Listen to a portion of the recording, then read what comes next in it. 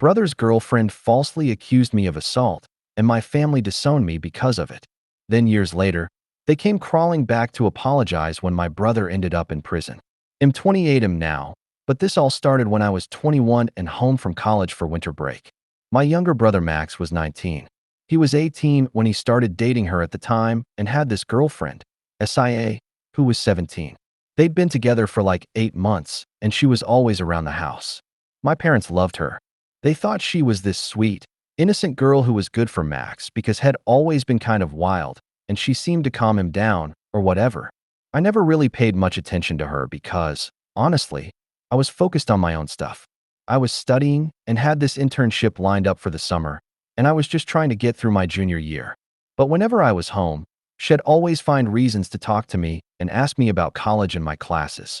At first I thought she was just being friendly or maybe thinking about her own college plan. She was a senior in high school. But then things got weird, and I mean really weird. Like she'd come over when Max wasn't there and my parents were at work, and she'd hang around waiting for him, even though I'd tell her he wouldn't be back for hours. She'd sit too close to me on the couch when we were all watching TV and make these comments about how mature I was compared to Max and how college guys must be so much more interesting than high school boys. I'm not stupid. I could tell where this was going, and I didn't want any part of it, because first of all, she was my brother's girlfriend, and second of all, she was still in high school. And third of all, I just wasn't interested in her like that at all. She wasn't ugly or anything, but she was just not my type. And the whole situation felt wrong on every level. So one night during that winter break, Max had gone out with his friends and my parents were at some Christmas party. I was just chilling in the living room playing video games when Sia showed up. She said she was looking for Max, and I told her he wasn't home and wouldn't be back until late, and she should probably just text him. But instead of leaving, she came in and sat down next to me on the couch. She started doing that thing again where she was sitting way too close and talking about how she thought I was so much smarter than Max and how she wished she could date someone more mature. I could feel where this was heading. So I got up and said I was going to make some food and asked if she wanted anything, trying to change the subject and create some distance. But she followed me into the kitchen, and while I was getting stuff out of the fridge, she came up behind me and put her hands on my back and said something about how she'd always thought I was attractive and how she wondered what it would be like to be with someone like me instead of Max. I turned around and stepped back and told her she needed to stop and that she was with my brother and this wasn't appropriate. That's when she really went for it. She moved closer and tried to put her arms around my neck and said that Max would never have to know and that she thought about me all the time. I could tell she was about to try to kiss me, so I grabbed her wrists and moved her hands away from me and said, "No, absolutely not. This is not happening and you need to leave right now." She got this look on her face that I'd never seen before, like angry and hurt and embarrassed all at the same time. She said I was being mean and that she knew I wanted her to, and why was I being such a jerk about it? I told her again that she needed to leave and that this conversation never happened and we were never going to talk about it again. She left, but she was crying, and I felt bad about that. But I also knew I'd done the right thing. I mean, what else was I supposed to do? Let her cheat on my brother with me and get a case in the process? That would have been so much worse. And I figured she'd get over it, and things would go back to normal, and we'd all just pretend it never happened. 2 days later, Max came home, and he was furious, like absolutely losing it. He started screaming at me about how I was a sick pervert and how could I do this to him. I had no idea what he was talking about until he said that Sia had told him everything and that she was traumatized and crying and didn't want to see anyone. I tried to tell him what really happened, but he wouldn't listen. He just kept yelling about how I'd tried to force myself on his girlfriend and how she'd had to fight me off and how she was scared to be alone with any guys now because of what I'd done to her. I'm standing there with my mouth open because I couldn't believe what I was hearing. I told him that was complete bullshit and that she was the one who came on to me and I was the one who rejected her. But he said I was lying and trying to make her look bad because I was embarrassed about getting caught. Then my parents came home and heard us screaming at each other, and Max told them his version of what happened. My mom started crying, and my dad looked at me like I was some kind of monster. They didn't even want to hear my side of the story. When I tried to explain what really happened, my dad cut me off and said that Sia was just a child and I was supposed to be the adult in the situation, and how could I betray their trust like this? I kept trying to tell them that she was lying and that I would never do something like that. But my mom said that Sia had no reason to lie and that she was obviously traumatized. And why would she make something like that up? I said maybe because I rejected her and she was embarrassed and angry. But they said I was being disgusting, trying to blame the victim. The next few days were absolute hell. Max wouldn't even look at me, and my parents were treating me like I had some kind of disease. They wouldn't eat dinner with me, and my mom would barely speak to me. And my dad kept making these comments about how disappointed he was and how he didn't know who I really was. I tried talking to them individually to explain what really happened, but none of them would listen. My mom said she couldn't bear to hear the details, and my dad said I needed to take responsibility for my actions and stop trying to make excuses. Max just told me to stay away from his girlfriend and that he never forgive me for what I'd done. The worst part was that Sia would still come around. But now she'd act all scared and jumpy around me. Like she'd flinch if I walked into a room, or she'd make sure to never be alone with me. It was such obvious acting, but everyone else bought it completely, and it just made me look more guilty. I ended up cutting my winter break short and going back to school early because I couldn't stand being in that house anymore. I thought maybe after some time passed, they'd calm down and realize that her story didn't make sense. But when I came home for spring break, things were just as bad, if not worse. They'd apparently been talking to Sia's parents, and there was discussion about whether they should report it to the police. My dad sat me down and said that if I admitted what I'd done and apologized sincerely, then maybe we could work through this as a family. But if I kept lying and making Sia out to be some kind of manipulator, then I was going to destroy any chance of fixing this. I told him I had nothing to apologize for because I didn't do anything wrong. And he said that was my choice. But I needed to understand that actions have consequences. I realized right then that they were never going to believe me, no matter what I said or how much evidence I gave them. I finished my junior year and got that summer internship. And when it was over, I didn't go home. I found a job in another state and got my own apartment and started building my own life. For a while, they'd call and try to get me to come home. But I told them I wasn't welcome there anymore since they'd made it clear they thought I was a rapist. My mom would cry on the phone and say they just wanted me to get help and take responsibility and that we could move past this if I would just admit what I'd done. I'd tell her there was nothing to admit and nothing to move past because I didn't do anything. And eventually they stopped calling. That was 7 years ago, and I haven't spoken to any of them since then. I built a good life for myself, and I have a great job now. And am engaged to an amazing woman who knows the whole story and believes me. I thought that chapter of my life was closed forever. But then last month, I got a call from my mom. She was crying and saying she was sorry and that they'd made a terrible mistake and they wanted me to come home. Apparently, Max got arrested for dealing drugs like serious amounts of cocaine and heroin. And he's looking at 15 to 20 years in federal prison. Sia broke up with him right after he got arrested and started dating some other guy. Immediately, according to my mom, she was bragging to people about how she'd played my whole family and how stupid they were for believing her lies. My mom said that she had admitted to several people that she'd made up the whole story about me because she was embarrassed that I'd rejected her and she wanted to make me look bad. She'd never expected it to blow up the way it did. But once it started, she couldn't take it back without looking like a liar. So now my parents know the truth and they're sorry and they want to make it right. They want me to come home for Max's sentencing hearing to show family support. My mom was crying on the phone, saying she knows they messed up, but I'm still their son and families forgive each other, and they need me now more than ever. I listened to all of this, and then I told my mom that it was too late for apologies and that they'd made their choice 7 years ago when they decided to believe some teenage girl over their own son. I built a life without them, and I didn't need them or want them in it anymore. She started crying harder and saying that they were going through the worst time of their lives, and how could I abandon them when they needed me most? I said they'd abandoned me first when I needed them most, and I didn't know them anything. Then I hung up. Since then, I've been getting calls and texts from extended family members saying I'm being too harsh and that my parents made a mistake, but they're truly sorry and I should give them another chance. Even my fiancé thinks maybe I should consider talking to them at least.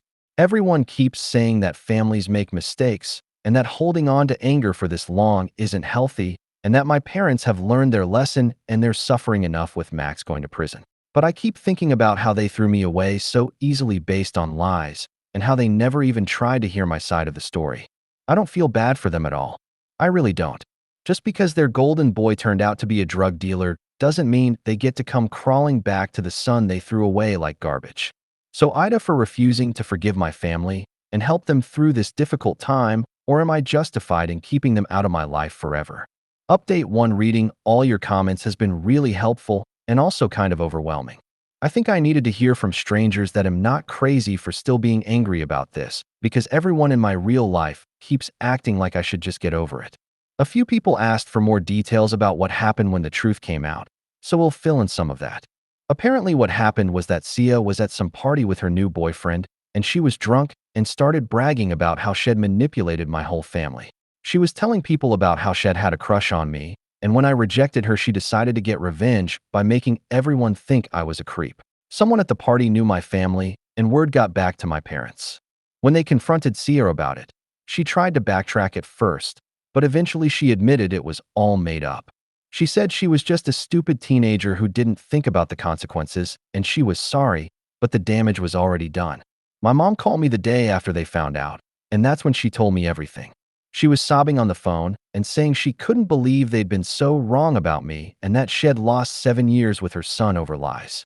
But honestly, hearing her cry didn't make me feel better. It just made me more angry. I keep thinking about how quick they were to believe the worst about me and how they never even considered that maybe I was telling the truth. They just decided that some girl they'd known for 8 months was more trustworthy than their own son, who they raised for 21 years. Since my first post, I've gotten more calls from family members trying to convince me to reach out to my parents. My aunt called me yesterday and said that my mom has been a wreck since she found out the truth, and that she's been saying she doesn't know how to live with herself knowing what she did to me. My aunt said that my parents have started going to therapy and that they realized they messed up badly and they just want a chance to make it right. But I told her that some things can't be made right and that they had 7 years to figure out I was telling the truth, and they chose not to. I also found out more about Max's situation, and it's pretty bad. He's been dealing for at least 3 years, and the feds have him dead to rights.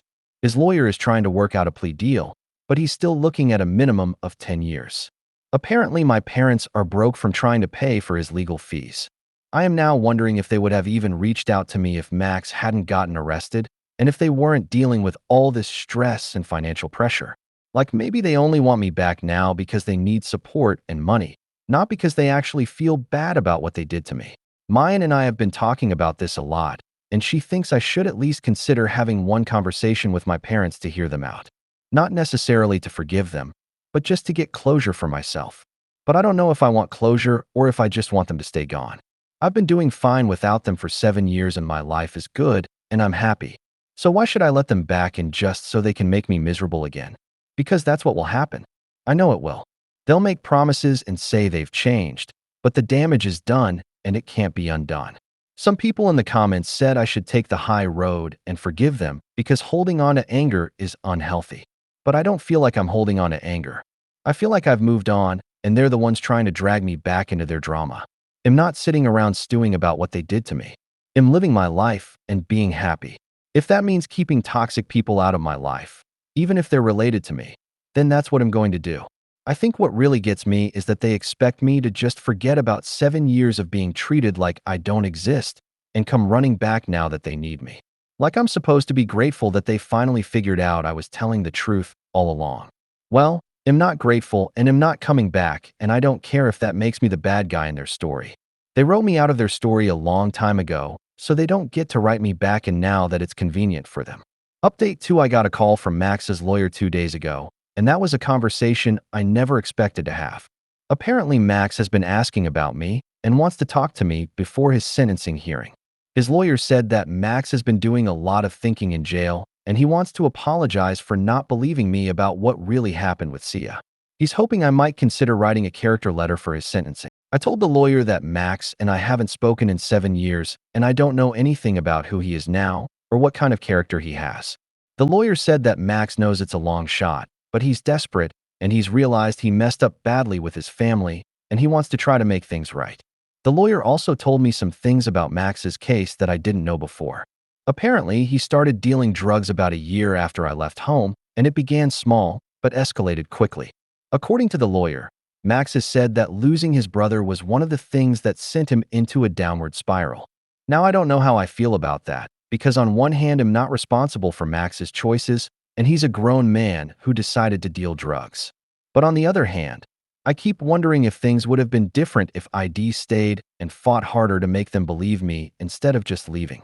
My fiancée thinks I should talk to Max at least once. Not necessarily to help with his sentencing, but just to hear what he has to say. She thinks it might help me understand why my family was so quick to believe Sia over me. But I'm not sure I want to understand that. I've been going back and forth about this for days now, and I can't decide what the right thing to do is. I also found out that my parents have been telling people in our hometown about what really happened and how they were wrong about me. Apparently, some people are giving them a hard time about it and saying they should have known better than to believe a teenage girl over their own son. But I keep thinking about Max sitting in jail and asking for his brother, and I wonder if I'm being cruel by not even talking to him. Because whatever else happened, he's still my little brother, and he's looking at spending the next 10 to 20 years in prison. I remember when we were kids and how close we used to be. He would follow me around everywhere and copy everything I did when I taught him how to ride a bike and how to throw a football. I keep thinking about how that little boy grew up to choose drugs and dealing over having a relationship with his brother. But then I also think about him screaming at me and calling me a pervert, and how he wouldn't even look at me for those last few weeks before I left home, and how he never once in 7 years tried to reach out to me or question whether maybe CIA was lying. I don't know what I'm supposed to do here. And everyone has opinions, but nobody has answers. I'm tired of thinking about it, but I can't seem to stop. It's like this whole thing has opened up a wound I thought was healed, and now it's bleeding all over my life again. I think what I'm really angry about is that I was finally at peace with all of this, and now they're forcing me to deal with it again. When I didn't ask for any of this, I didn't ask for Max to get arrested, and I didn't ask for Sia to confess, and I didn't ask for my parents to come crawling back. I was doing fine with my chosen family and my new life, and now I'm back to thinking about all this old pain, and I resent them for putting me in this position. Like even now, when they know they were wrong, they still making everything about them and their needs. Maybe you'll talk to Max, and maybe I won't. I haven't decided yet. But if I do, it's going to be on my terms and for my reasons. Not because his lawyer thinks it might help his case, or because my parents think it will make them feel better about what they did. Update 3, I ended up going to see Max, and I'm still processing everything that happened during that conversation. It was nothing like what I expected, and I am honestly more confused now than I was before. The jail visit was exactly as depressing as you'd imagine. Max looked terrible. He's lost a lot of weight, and he looks older than his 26 years. When he saw me, he started crying before he even said anything, which was not something I was prepared for. He told me he was sorry, and that had been wrong about everything, and that had thought about me every day for the past 7 years. Finding out the truth about Sia had destroyed him because he realized had thrown away his relationship with his brother over lies. Then he told me something that I wasn't expecting. He said that even after that first fight we had about Sia, had started having doubts about her story. There were little things that didn't add up, and she would change details when she told the story to different people. Had started to wonder if maybe she was lying. He said Had even talked to some of his friends about it, and they'd told him that her story seemed fishy and that it was weird how she was still hanging around our house all the time if she was really traumatized by what had supposedly done to her. I asked him why he didn't say anything if he had doubts, and he said he was embarrassed and didn't want to admit that his girlfriend had played him. By then, our parents were so convinced I was guilty that he didn't think they'd listen to him anyway. He also said that after I left home, he tried to bring up his doubts to our parents a few times, but they'd shut him down and said he was just feeling guilty for not protecting his girlfriend. Better they didn't want to hear him questioning Sia's story. This is the part that really messed with my head. Max said that about 2 years after I left, had gotten into a huge fight with Sia about something else, and Shed admitted that Shed lied about me. Shed told him the whole truth about how Shed come on to me and ID rejected her, and Shed made up the assault story because she was embarrassed and angry. When I heard this, I couldn't believe it. I asked him why he didn't tell our parents right then, and he said that had tried, but Sia had begged him not to and promised Shed tell them herself. Eventually, Shed convinced him that if the truth came out, it would destroy both their families and everyone would hate her. Max said that he'd been planning to tell our parents anyway, but then Sia had threatened to kill herself if he exposed her lies. She'd said that she couldn't live with everyone knowing what she'd done and that her life would be over if the truth came out. So Max had kept quiet because he didn't want to be responsible for Sia hurting herself. But he'd also started using drugs to cope with the guilt of knowing I was innocent and not being able to do anything about it. And that's how he'd gotten into dealing and ended up where he is now. I sat there listening to all of this, and I didn't know whether to feel sorry for him or furious at him. Had known I was innocent for almost 5 years and never said anything. But he was just a kid trying to keep his girlfriend from killing herself. He said that breaking up with Sia and having her immediately start dating someone else had made him realize that she'd been manipulating him all along. She'd probably never intended to tell the truth and had just been using the suicide threat to keep him quiet.